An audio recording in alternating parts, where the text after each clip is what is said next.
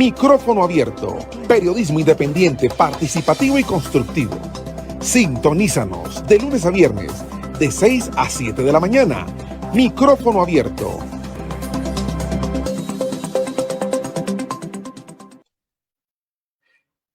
Seis de la mañana, 16 minutos, 6 de la mañana, 16 minutos. A esta hora le vamos a dar la bienvenida a la precandidata presidencial, la señora Vicky Dávila, quien a esta hora nos atiende aquí en el micrófono abierto. Señora Vicky Dávila, buenos días, bienvenida a nuestro espacio. La escucha la gente en Sincelejo y el departamento de Sucre. Hola, un saludo muy especial. Muchísimas gracias por este espacio, de verdad muy agradecida. Bueno, muchas gracias por estar conectada con nosotros y preguntarle en principio cómo han sido estos meses ya metida de lleno en estas arenas de la política que espera usted la lleven a la Casa de Nariño. Mire, no, yo lo primero que quisiera, pues obviamente saludar a todos los que nos escuchan en Sincelejo. Yo creo que hoy el país amanece con una gran preocupación y esa preocupación tiene que ver con los anuncios del presidente de la República en las últimas horas. Ha anunciado que convocará una consulta popular para impulsar las reformas laboral y al sistema de salud que no pasan, que no han pasado en el Congreso de la República. Y creo que esa tiene que ser una preocupación de todos los colombianos. ¿Qué está buscando el presidente? ¿Qué quiere el gobierno? Y yo creo que lo que está es en campaña. El presidente Petro va por el 26 y esta es una forma de amedrentar, intentar amedrentar al Congreso, de amenazarlo y por supuesto de amenazar a la gente, porque está amenazando a los ciudadanos con sacar a otros ciudadanos a las calles, con la movilización, con la agitación. ¿No le parece muy extraño que él, sabiendo que para poder hacer esta consulta, lo que tiene que hacer es que el Congreso, el Senado, con una mayoría absoluta se la apruebe? Él sabe que va a ser muy difícil, sabe que es imposible prácticamente, sabe que los tiempos no dan, pero quiere toda esa agitación. Yo creo que hoy el país tiene que cerrar filas sobre la institucionalidad, cerrar filas cuidando la democracia, cuidando la libertad, y tenemos que estar muy alerta y muy conscientes de lo que viene en los próximos meses. Falta un año para elecciones a Congreso y menos de un año y un mes para las elecciones presidenciales. Aquí hay un plan, el plan de Petro por el 26. ¿Y cuál es ese plan, según usted? Yo te voy a ser sincera. Creo que Petro, en el fondo de su alma, él claramente, Carlos, tiene un dictador en su corazón. Él tiene un Chávez, un Maduro. Él tiene un dictador en su corazón y él lo que más quisiera es poderse quedar en el poder. Si no, por lo menos dejar un heredero, dejar un títere. Ahora bien, el problema de eso es que yo veo que él está cada vez más dispuesto a todo este tema de agitar, de amenazar con otro estallido social. Él habla y dice que es que a él lo eligieron para hacer las reformas. A ver, somos 50 millones de colombianos, lo eligieron 11 y ya no tiene 11, según todas las encuestas. Entonces él no puede obligar a los congresistas ni doblegar la independencia del legislativo. No lo puede obligar a que le apruebe las reformas sí o sí, que porque es que a él lo eligieron. Muchos presidentes han sido elegidos y no se eligen sus reformas y pierden en el Congreso la batalla y ya, no pasa nada, esa es la democracia.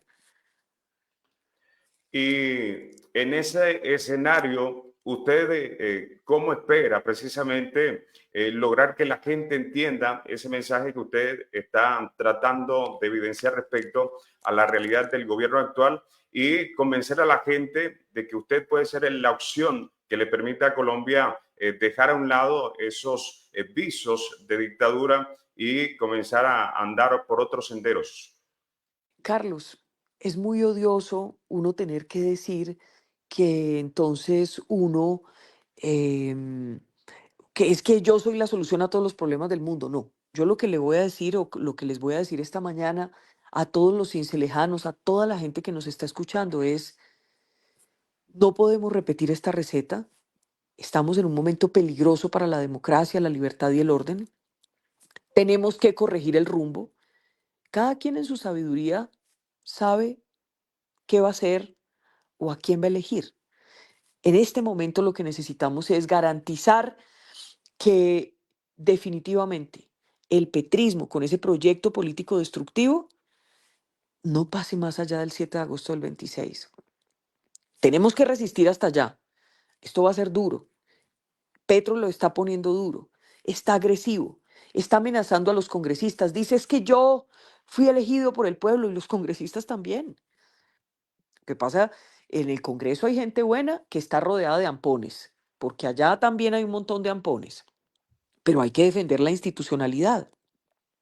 Tenemos que cuidar la institucionalidad y no podemos echar a la basura nuestra democracia. Entonces, todos tenemos que ser conscientes y yo creo que la gente es muy consciente, Carlos, es muy consciente porque la gente cada vez está más pobre, la economía está en declive, la seguridad está fregadísima. Mire lo que pasó con estos héroes militares que iban llegando al plateado.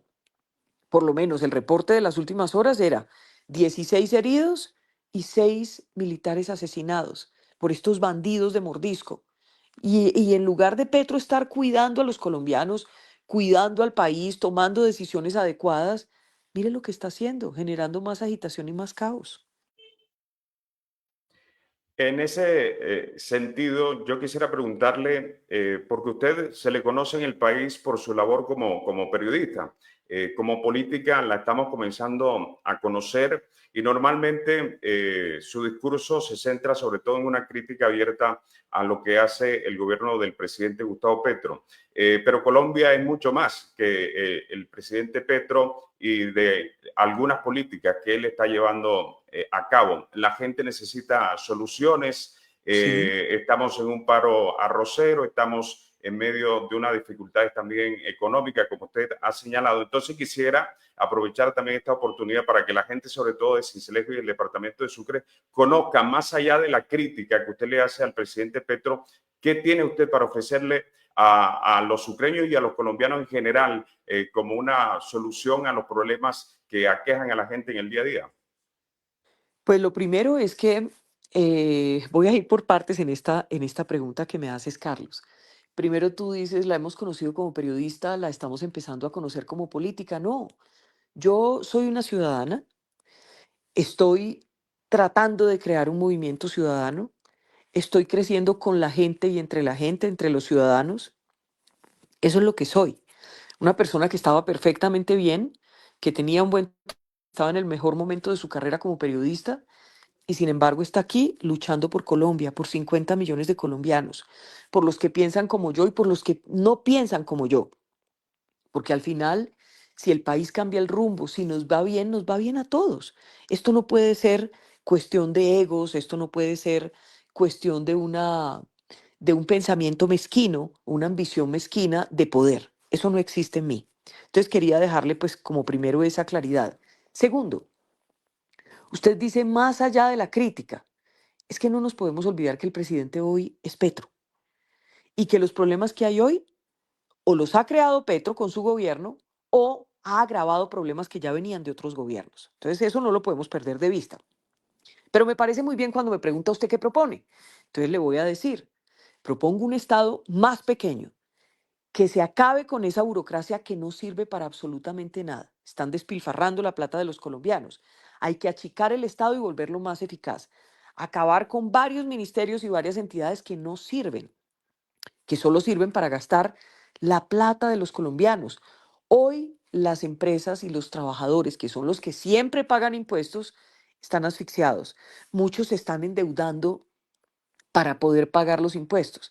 Entonces, ¿yo qué estoy proponiendo? Bajemos los impuestos, pero transformando, simplificando el sistema tributario. Y por eso he propuesto el 10-10-10, hasta 10% de impuesto de renta a las personas, hasta 10% de impuesto de renta a las empresas, hasta 10% de un impuesto al consumo, que en eso se transformaría el IVA, que es como ocurre en Estados Unidos. Los expertos dicen que las cuentas dan, Carlos. Las cuentas dan. Incluso habría más recaudo, habría que acabar con exenciones y se volvería más simple pagar los impuestos en Colombia y podríamos acabar con un montón de impuestos, no con uno o con dos. Entonces eso todo es muy importante. Y el tercer componente de esto es obviamente recuperar la seguridad, recuperar la fuerza pública, darles moral, recuperar la operatividad de la fuerza pública, recuperar la inteligencia en un país con una amenaza criminal tan grande como Colombia, con más del 70% de los municipios con presencia criminal. No podemos tener una fuerza pública con las manos amarradas. Acabar con los procesos de paz de la paz total, que no han servido para nada, y garantizarle el sistema de salud, la atención en salud a todos los colombianos. Hay muchas cosas más por hacer, pero creo que esas son cosas realmente urgentes. Para llegar a la presidencia, a pesar de que los partidos políticos están desacreditados, son muy importantes para los candidatos porque ayudan a estructurar, ¿no? A las personas y a organizar a los votantes en los territorios. Usted al día de hoy no tiene una colectividad que la respalde. ¿Cómo piensa hacer usted precisamente para lograr consolidar una estructura en las diferentes regiones que le permita realmente consolidar la posibilidad de que el voto se pueda canalizar para usted en el 2026? ¿Esa estructura cómo la está armando? No, estamos organizando todo con los ciudadanos. Mire, yo no vengo de la política, eso es claro, el país lo sabe. Yo no estoy buscando el aval de un partido, voy a ir por firmas, voy a ir a la calle a recoger las firmas, a tener el respaldo de la gente, que la recolección de firmas no sea un requisito, sino un plebiscito que permita que este proyecto ciudadano sea viable. Eso me parece importante hacer aquí la claridad. Por el otro lado, también es clave decirle que aquí nos tenemos que hacer un planteamiento crítico frente a lo que es la política. La política per se no es mala, el político per se no es malo. Lo que pasa es que hay unos que lo han hecho bien y muchos más que lo han hecho muy mal. Y el país que tenemos hoy es el fruto de todo eso, incluidos los que lo han hecho muy mal, incluido Petro que lo ha hecho pésimo, ¿verdad? Entonces la política hoy está infestada de mucha porquería, de corrupción, de mafias de contratistas, de politiqueros. Lástima, porque la política, digamos, el objetivo de la política es ayudar a la gente, es servirle a la gente, pero se ha desfigurado, ha tomado un camino que no es el correcto. Entonces hay que limpiar todo eso, hay que cambiar el rumbo de Colombia y los partidos tienen que entender que, por ejemplo, tienen que depurar las listas. No pueden seguir poniendo en las listas ampones. No pueden seguir poniendo criminales, delincuentes, corruptos, solo porque tienen votos o porque... Y la gente tiene que votar de manera consciente, porque ya estamos viendo las consecuencias de votar, pues, como se votó. La gente confió y mire con qué le salieron, con qué le salió Petro. Entonces, Sí, ya vamos le a voy a, ver, eso es lo que queremos, sí, luchar, señora, ya luchar le por voy a Colombia. preguntar, perdón, le voy a preguntar ya sobre cosas concretas respecto a nuestra audiencia, es decir, el departamento de Sucre y Sincelejo. Pero antes quisiera continuar un poco con esa línea. ¿Existe la posibilidad de que usted pueda ser la candidata del Partido Centro Democrático, que es uno de los rumores que está en el aire? Mire, no, pues es que yo no vengo de la política, yo no tengo un partido. Allá en el Centro Democrático están haciendo, están buscando el mecanismo para elegir su propio candidato. O sea que si yo no estoy allá, ¿cómo voy a ser la candidata del partido? Pues no, no tiene sentido, ¿verdad? Me quedaba más fácil, me ahorraría las firmas, me ahorraría muchas cosas, mucho esfuerzo, mucho trabajo, pero yo quiero trabajar es con la gente. Y luego, en el momento de definitivo, Carlos, aquí puede llegar mucha gente que lo haya hecho bien, que sea intachable. Aquí lo que no pueden llegar es pitufos, corruptos, gente ladrona, criminales. Eso es lo que no va a llegar acá. Pero luego vamos a ver qué va a pasar cuando lleguen otras instancias, otros momentos. Por ahora estamos construyendo esta ilusión que es netamente ciudadana. Bueno, le pregunto sobre su conocimiento del departamento de Sucre. ¿Ha venido a nuestro departamento? ¿Qué conoce y qué le podría decir a la gente que nos escucha hasta ahora? No, yo lo que le podría decir es lo siguiente. Hay unas necesidades, ¿me escucha? Sí, señora. Ah,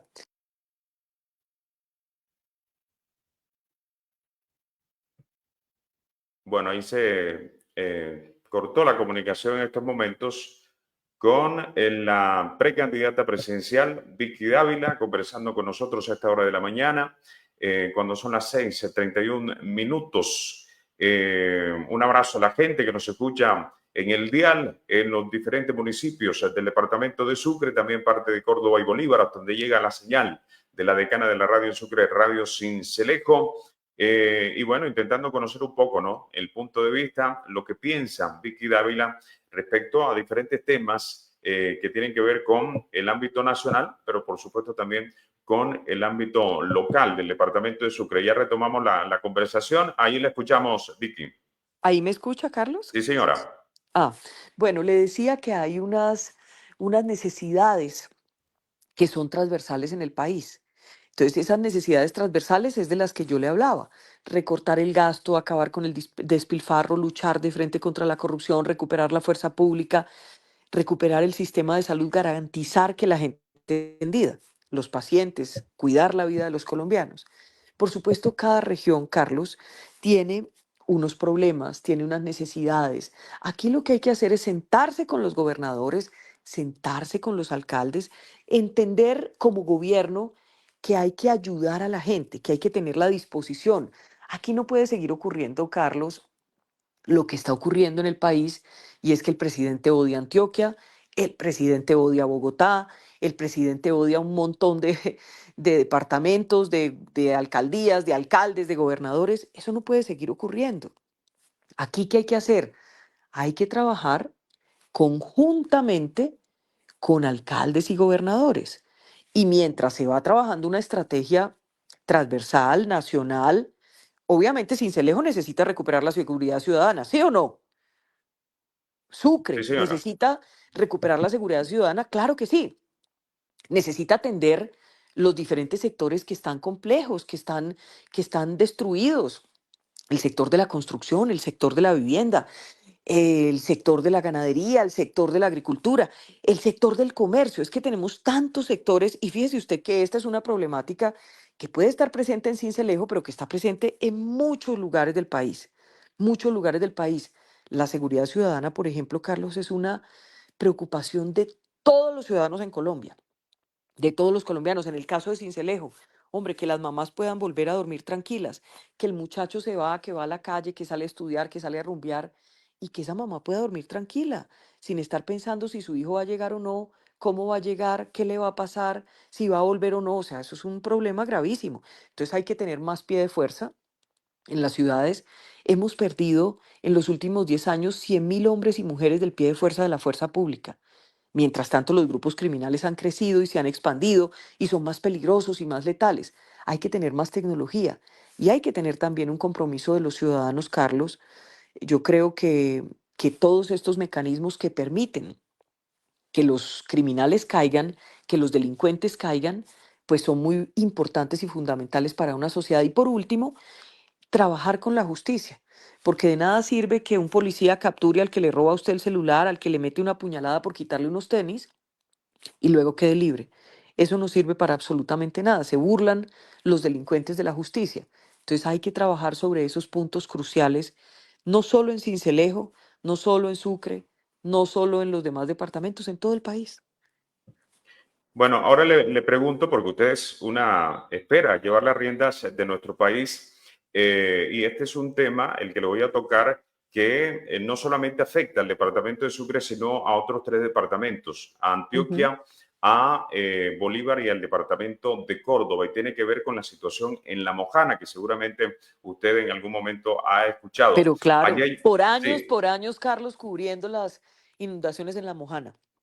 Por Correcto, años. entonces hace 3 años, un poco más de 3 años, rompió el boquete de Caregato en San Jacinto del Cauca, Bolívar, y eso ha generado una situación de inundación constante que ha llevado a que esa zona del país, una zona potencialmente rica en todo lo que tiene que ver con la agricultura, en estos momentos sea un dolor de cabeza para las comunidades, sino todo lo contrario, una manera de salir adelante y sacar adelante a sus familias y a esta región. Eso no está siendo posible porque no se le ha dado una solución definitiva a ese problema.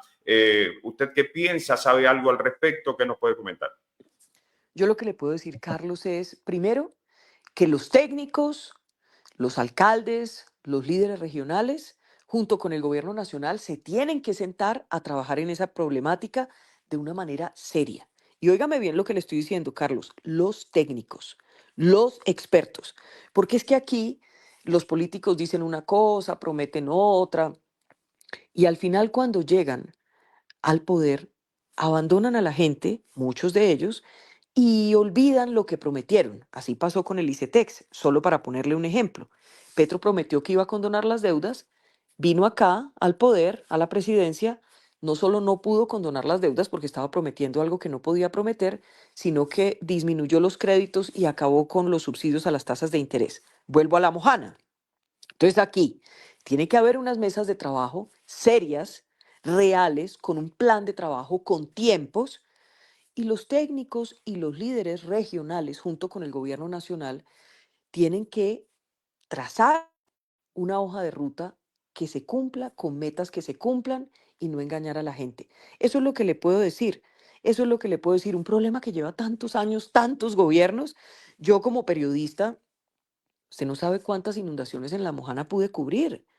Y siempre la misma problemática, y siempre lo mismo, y siempre atendiendo la emergencia, y siempre llevando colchonetas, y siempre en lo mismo.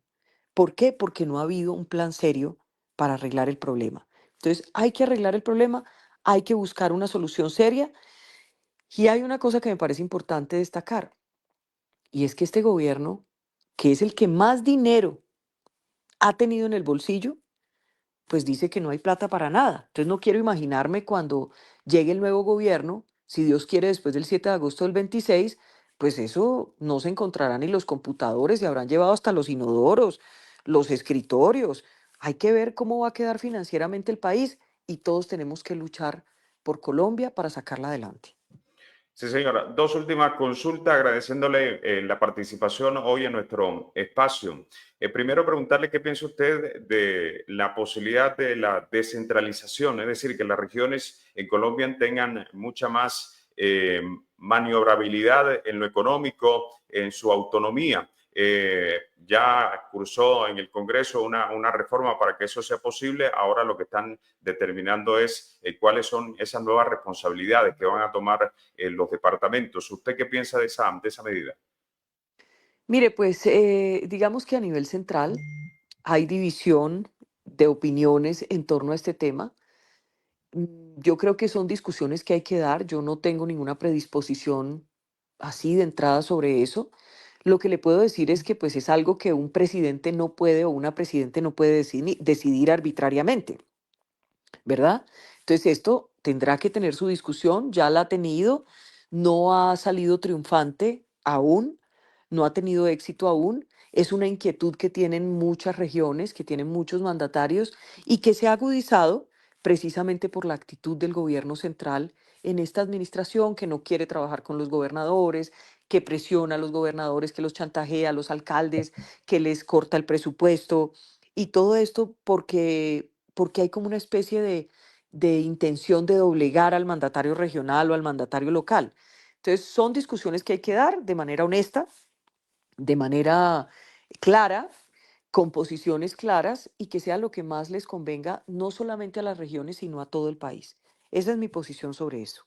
Sí, señora. Y por último, preguntarle, un poco usted ha dicho hay que reducir el Estado. Esa es una medida que están tomando varios gobiernos en América, el gobierno de Milei en Argentina, el de El Salvador y por supuesto también el gobierno de Donald Trump, que le está trayendo problemas, pero que es una medida que está tomando en estos momentos. Y quisiera preguntarle precisamente sobre el presidente de los Estados Unidos, que ha demostrado en este mes largo o en estos 3 meses que lleva en el cargo, que no se sonroja a la hora de incluso cazar peleas con aliados históricos. Es el caso de Canadá, es el caso de México, es el Ujú. caso de la Unión Europea. Y que puede ser problemático para Colombia. Ya lo vamos a estar viendo en algunos días porque va a colocar aranceles a productos agrícolas y Colombia exporta a los Estados Unidos productos agrícolas. Entonces, su relación con Donald Trump, llegado el caso, usted pueda llegar a la Casa de Nariño y al día de hoy, ¿cómo percibe el gobierno de Estados Unidos?